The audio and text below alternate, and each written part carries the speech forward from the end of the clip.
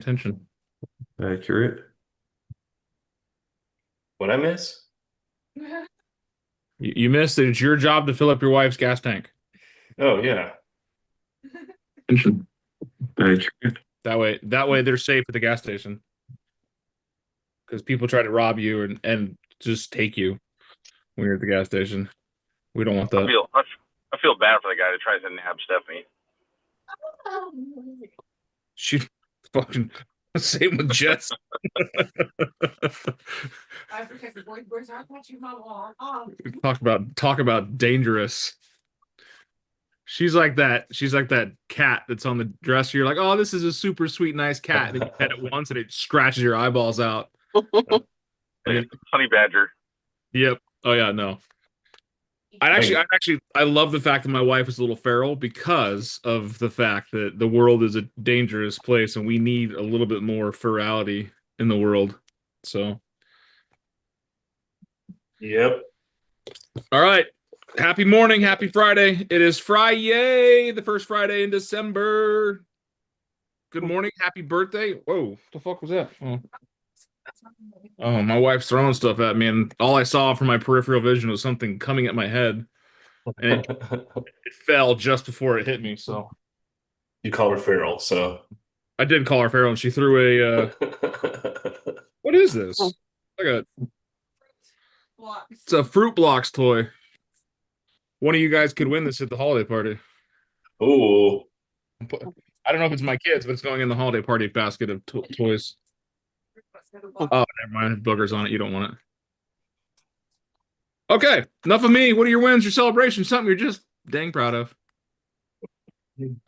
I'm working with my command and getting everything together and sending stuff out.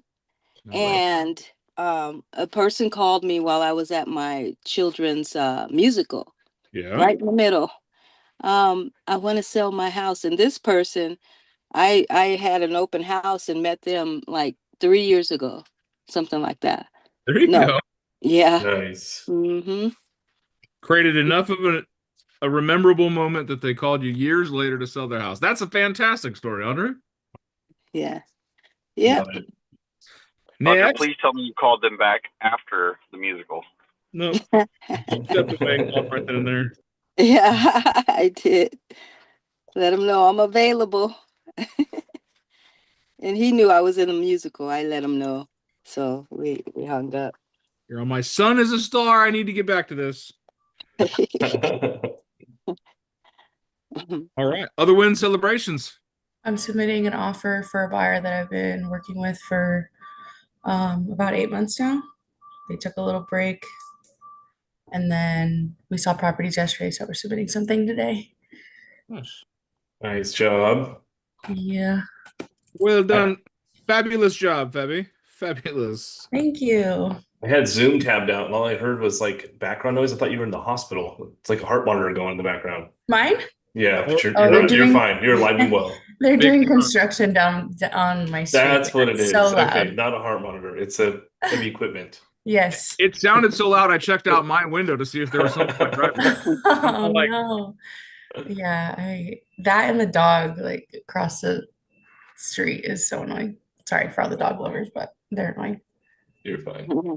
How can you say this is annoying? Right here, look at this. Look at me. Sleepy bear. Oh. He's a go moose. Oh, Good to Yeah, see I don't say Moose up and moving. Yeah. And he definitely side-eyed you with that comment. well, he's not barking. He doesn't. Yeah. I hate yappers. I hate the dogs that just like someone shut up that cat. So all right. Next win celebration, something you're just dang proud of. All right, so mine is like more general, but then also specific. I have clients under contract with a newer agent up here in Washington, and long story short, appraisal came in higher than we expected, which is awesome. I guess that just says they got under contract for lower than the house is worth. And then there's a couple things on the inspection report. All in all, they're going to go into this house with $70,000 in equity.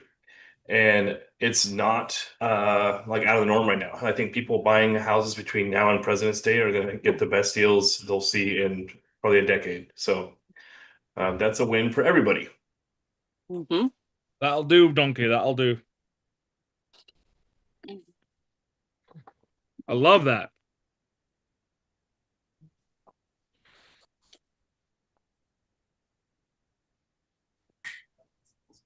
Is that it? That's all the wins? That's all the celebrations? I can come up with more. Who closed the deal yesterday? Mikey closed the deal yesterday. Yeah, you did. I know it's a pain in the ass deal too. That's why I want to celebrate it. Well, it was it had its challenges for sure. Only thing I could say is, as an agent, just be professional. There was one time. You I know went to what? go- We gotta go, Abel. We Yeah, gotta you do, go. April. Bye, April. Have a Get good in day. the car. Get in the car. Where's Abraham? We're waiting on you. Tell him to come on. Come on, then. Let's get. Oh, sorry. All right, just loving on. All right, Mikey, go ahead. Well, I went to go and leave the appraisal packet, and when I got there, the super box, the container was sitting out of it, and he knew that he had the key. He just decided not to go return it. So I called him, and he was super apologetic about it, but he knew he had the key. And then the second thing that they did was, I went to go drop off the keys yesterday. Went to go try to get into the home. We had basically recorded roughly about 15 minutes prior to me getting there, but none of us knew that. And he had given the keys to the buyers, and they already changed the locks before we recorded. So, That's really fast. 15 minutes. well, he gave them the keys yesterday. and they Oh, changed the okay. locks, sorry, he gave the keys the day before, and they changed the locks yesterday morning, and we hadn't even, recorded or finalized anything, and because when I talked to him, I said, well, did you take the keys? And he's, yeah, I have the keys. I said, cool, because I'm going to come take the boxes off. And then when I got there to try to, finalize everything and put it all away, none of the keys worked. I called him and I said, well, did you give them the keys? And he says, yeah, I gave it to him, but I told him not to do anything until we recorded. Yeah, well, they don't listen. Well, also, isn't that sort of like that's kind of like a special moment for you to be able to give them the keys to their house. Yeah. Right? And then for him to do that, that's kind of not cool. Yeah, I mean, they already had, like, it was little items, but they already had stuff moved in and everything like that, yeah. So anyways, just special note, just be professional and protect your clients and be respectful to the other side of it. All right. You take the high ground. If you can't take the high ground, walk away. Take a second. Take a breather. Your morality, your reputation, and your future in this business all determinant upon your ability to handle tough situations and even tougher clients or co-brokers. So do your share and be extra professional. Buyer's agents, never give the keys or legal access prior to recordation. I have seen too many times in my career things change very last minute. Something happens very last minute. I had a client break into a house, unload their U-Haul into the garage, and then the house flooded. What? They tried to say, well, the seller's still responsible for the house. Like, no, you broke into the freaking house. Who's to say you didn't cause the problem? Damn. Yeah. Don't be the problem. Be the solution. If you're going to be the problem, be the whole problem. Not just part of it. All right, Sam, what's going on in the world of money? Let's ask, actually, Sam, how many deals have we this morning called the Rise and Thrive Tribe brought to your desk? Well, me and Stacy just closed one. Way to And go, we're- Stacy. Yeah, we're working on a couple. You're not even on the phone. Seth Wait, is heating up. We need to get one of his clients on the phone, but things are moving. Good. I want to make sure that we're bringing you value too, because I know that it's a lot to ask to have you come be a part of our everyday mornings on Fridays and give us value and stuff, guys. Sam is licensed in your state. and he's also pretty badass at what he does, and your clients like him. I've had raving reviews. So if you don't know Sam's number, I'm going to put it in the chat now so you can have it, and then use it. Text him, call him, put him to the challenge. Do it. Try me. Try me. Try me. Try me. So We got one.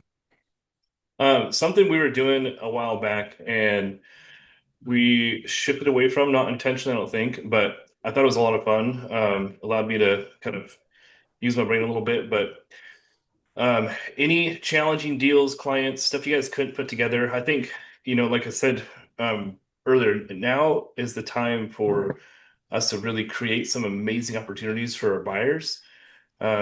And so sometimes, all that takes is just sort of like roundtabling or brainstorming a transaction that went sideways or just never got off the ground. And we've been able to find out or find some pretty clever solutions to some of the problems. So what deals do you guys have or have had in the past, let's say 90 days that didn't get off the ground, got turned down, went sideways, that you would like to kind of discuss and see if we can find out a solution to? From a financing perspective, it's something like, low appraisal. I don't know if I can help with that, but, other cool things. what about a property that is classified as a barn? I mean, you should technically be, well, hold on, let's revisit that. Well, let's talk about that. So is it like a barn with a living space, or is it just a barn that houses livestock? It's Yes, it living has space. living space. A living Com- space. That should not completely preclude you remodeled. from, yeah, it should not preclude you from financing. Okay. In fact, Financing we need to get? no, it's classified as a barn dominium. So Fannie Mae, I guess it would have been a year ago now, almost a year. They changed the designation of they added a housing type. So barn dominium is a housing type. And as long as it has a living space that's under the minimum square footage, which FHA designates as 400 square feet, it has at least one bedroom, one bathroom, a kitchen, all the basic stuff that would create a living space, it's allowable. So that would qualify for an FHA loan? It should qualify for FHA or Fannie, like Fannie, so conventional or FHA. Yep. Cool. So We're we- gonna send you something. Yeah, let's do it. Yeah, ironically, those are becoming like I'm doing one. So that I can't remember who I told this. It was on a few calls ago, but I bought this house across the street from me, and the house was in pretty rough shape. We're like a quarter of the way through the restoration right now, or the remodel. But I'm going to add a barn dominium on it as my detached dwelling unit. And that's going to be, I'm going to record a condo doctrine for the property so I can sell them individually. And then one of them's going to become a barn dominium. Man, words are hard this morning. But yeah, they're super popular. Everyone loves them. Can you put your email in the chat, please? I sure can. It's tnbwick@gmail.com. That's Or is- yeah, or you is- can so- use that one or this one here. Or maybe I'm just special and have his personal information. Shh, Because I'm special. don't say anything. Good news is now YouTube does too. No, I'm no, they don't. gonna censor that part. Yeah. I don't care.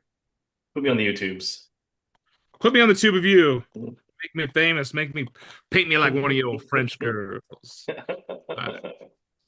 Guys, I think there's a fantastic opportunity to make some money here. And how do you make money? Is you solve problems.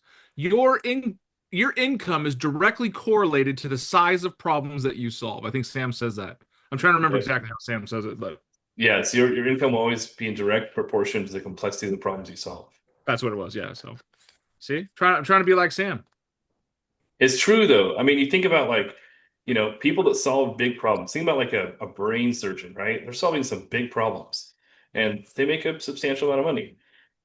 We, on the other hand, we can make brain surgeon money by solving problems that are very big, just in a different way. For brain, Yeah. Essentially a brain surgeon. yeah, we can solve problems for brain surgeons. You know what? 100% we can. That's just because they have a lot on their mind. That was a dad joke. Puns today. I'm ready for the puns. Bring them. All right, you know what? It's Dad Joke Friday. Do you know how you catch a unique bird? Unique up on it. Dang it! Okay, How do do- you know how to? Okay, do it. Do you know how to catch a tame bird? The tame way, unique up on it. The tame way, unique up on it. All right. Damn it, Guys, come man. on. Wake up. Wake up. Hey, I what do you got call it something. here? Jess, what do you got? Let's go. Are you going to the coffee shop? Yes, you are.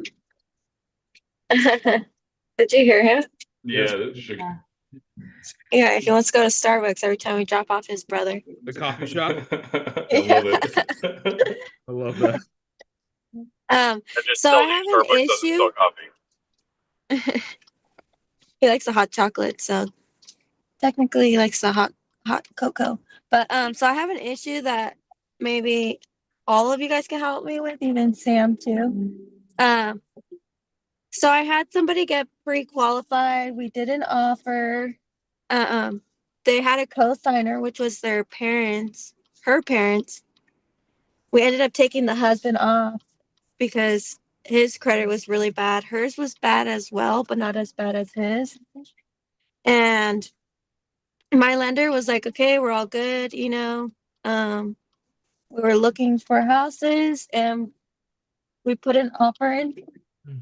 And after I put the offer in, he's like, oh, well, she needed to consolidate her debt. And she never did that. And I wasn't aware of that. But she ended up calling me and was like, I'm going to go to the bank right now and consolidate my debt. And then she kind of just ghosted me after that. Like, I didn't hear anything. I had to, like, with her offer, they did a counter offer and I canceled it because she told me to. But now I feel bad because I'm like, obviously, like, her going to the bank to consolidate everything didn't probably work out. And I think she's probably just bummed. And she's kind of just been ignoring me and the lender. So now I'm like, what do I do? I Well, just feel really bad. it's a tough one. Can you? And I don't know if you know the answer to this, but if you do, can you clarify consolidating debt? So she has a bunch of like 2 car loans and stuff like that. And I guess it's really high, I don't know, like APR interest rate type thing. And I think like maybe like another like little loan or something. And he said it would be better, like she would get approved, which I wasn't aware of this, but he basically said, oh, this is your option. You would get approved if you consolidate all your debt and get a lower like interest rate type thing. And I wasn't aware of all of this because I would have waited to like go look at houses or kind of just like put in an offer. Like I wouldn't have done any of that unless like we were 100% ready. So I think first and foremost, you say you haven't spoken to her in a while. Is that well, correct? I've been like calling and like texting her and like I feel so bummed because she was so excited. They're first time home buyers. They're kind of in the situation where they live with their mom and they have 4 kids and they need to move. Young couples, so it's kind of like they're cramped, you know, not enough space. And they were so excited and now I just feel so bummed. And I've been like reaching out, like texting, and like nothing to do with real estate, but like, you know, happy holidays and stuff like that. And also too, like I'm thinking about you guys, like let me know if there's anything that I could help you guys with, like. And she's been ignoring the lender as well. And I've kind of like mentioned too, like there's other options out there as well. Like we could speak to another lender and get another like input. Like I don't want you guys to give up. You guys are so close. Like It really so sounds like when she went down to the bank, she got bad news. This Right. is characteristic of somebody who got bad news and then is now pouting. And that's where I was going with it was completely, because the thing is even though, you've probably, that you've tried your best to convey that it's not about business or buying the home. A lot of people, kind of, recluse into staying away from everything. So, I was just going to suggest, reaching out, which you probably already have, just like, hey, this has nothing to do with the home. I'm just generally concerned. Make sure you're okay, and really focus on their well-being, and just basically, be a friend first and foremost, and then move on from there. And because it may not, if they did get bad news, and plus they were already in that situation, it probably wasn't the right time for them to move forward anyhow, just like you had mentioned. So kind of help them, give them that reassurance of, that you want what's best for them, and that's why you want to work with them and help guide them if you can do anything possible like that. But first and foremost, just want to make sure you guys are okay. And if you need an ear, give me a call type of deal, if that's what you're up for. So Do you think the lender kind of jumped the gun with saying she's good to go? If she gets all the stuff done, I think so. hmm Yeah, man, hope is such a powerfully fragile thing. And in the absence of hope, it's really hard to find motivation. Hope can be a huge, hope itself can be a huge motivator, but when that's damaged, it's really hard to get it back.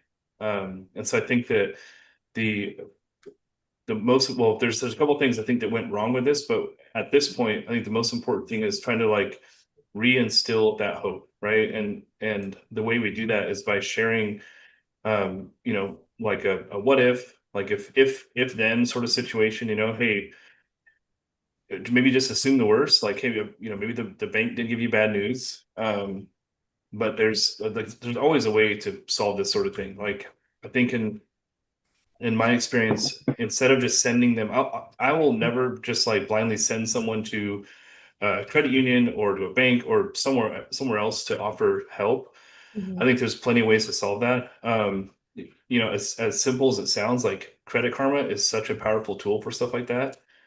Because if the client has Credit Karma, they will do a soft pull and they'll tell you like your odds of approval for stuff like personal loans and debt consolidation loans and things like that you can sort of figure out ahead of time, right? So they can have a pretty good shot or pretty good idea of how much they can consolidate, kind of what those terms look like. We did that.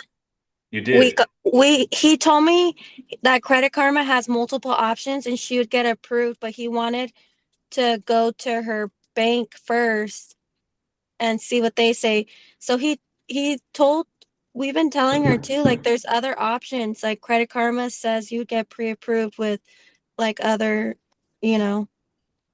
banks and stuff like that. But yeah, I did get the prequel. He gave me the prequel and I had no idea about this until after I put the offer in, and he helped me put the offer in. So I was just confused because I'm like, he's like, he's like, she has to do this before they accept it. And I was like kind of freaking out, and I was kind of like annoyed because I'm like, why would you tell me everything's okay and then last minute? Like, Yeah. it kind of just like I don't know, like made me mad because I'm like, Sounds like they need to talk to Sam. Not and that's Dave.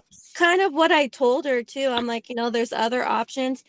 And I think she's kind of bummed because before me, they had met with actually like a year before me, they met with another lender, and the lender told her you need to do X, Y, and Z. So she's been working on her credit, her and her husband. And then when they meet with this new lender, it's like, yeah, you guys aren't good yet. You guys need to do this, this, and this, which they did a bunch of the stuff that he recommended, and her credit ended up like going up like a lot, but his didn't, the husband. So that's why we ended up taking the husband off, and her mom said she would co-sign, but the mom had debt too. So I think it just added it all on. Yeah. So yeah, Yeah, I was just kind of just seeing just like what I should do, just because like I just feel really bad, and I've just been thinking about this a lot. Well, that right there speaks a lot to your heart. And your passion for your craft, which I think is really important. I think the more that we can sort of empathize with our clients, sort of, you know, what they're going through with their story, the more powerful we can become as an influencer. And so I think that that's very commendable. I don't like, I would never involve a third party unless I have like direct control over it. And that sounds like I'm a control freak maybe, but I've seen it happen too often where, you know, as soon as you let doubt and or a third party into the transaction, all bets are off. There's really no controlling at that point. So, you know, we have, if nothing else, we have a duty to our clients to help, you know, help, number one, solve the problem they have, they bring to us, and then number two, keep that hope alive. And I don't think it was a wise choice to have them go, at least without an intro call to their lender. I mean, if it were me and I knew that they had like some local credit union they worked with that had a better shot of getting them like a lower APR for personal loan or whatever else, I would have called first and kind of set that up. Because number one, I want to be the one making that referral and recommendation, just for my own sake. And then number two, I want to make sure that I'm sort of like removing all the objections or issues ahead of time, right? I don't want to send them in there blindly. At this point, yeah, I think that it's the most important thing you can do is try and reinstill a little bit of hope into that situation. Hey, all's not lost. You might have got some bad news, but it's not the end of the world. There are still multiple ways to solve any one problem. Beautiful. Well said, sir. Thank you. That's why I always say, you guys, hope is a terrible plan. Yeah. Because unless you are anti-fragile, hope cripples you.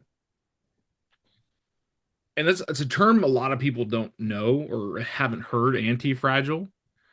And that's something I think we need to talk about more. And we may lean into that next week and through the rest of the coming years. How do we build ourselves to a point of anti-fragility where it's, I'm not going to be crippled if I get the wrong response or a different response than I'm expecting? How many people do you know in your life that when they get a no or something goes a little off path, they completely cripple? They shut down, life is over, everything sucks, just burn it down. That's a fragile person. Being anti-fragile, if the deal's starting to go south, you don't freak out. You're like, you know what? We'll figure it out. I got this. We're going to figure this out. It is what it is. If the deal cancels, it's not going to wreck your life. It is what it is. If you get bad information from the lender and we have to wait another 6 months, it is what it is. It's not being cold or calloused or heartless or insensitive.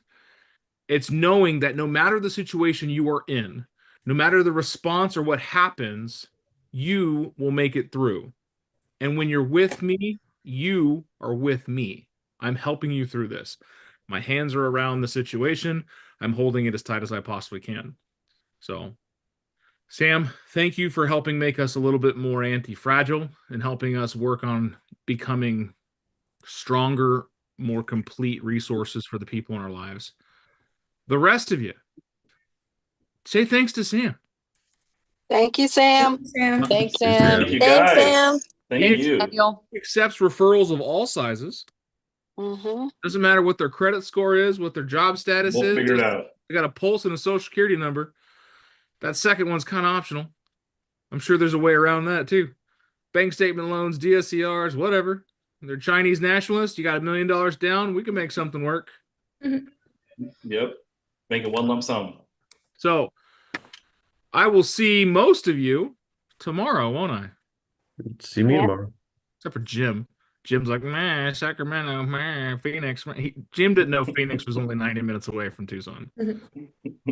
So right now, Jim knows for next year. So when I say I love you, you know I mean it. I want to see you guys all be super successful in life, and I love to see the growth and development that I have seen on each and every one of your faces and your businesses. So continue to do so. Have a fantastic Friday. If I don't see you tomorrow, I'm going to miss you, but we'll think about you, and I'll see you guys back here on Monday. Till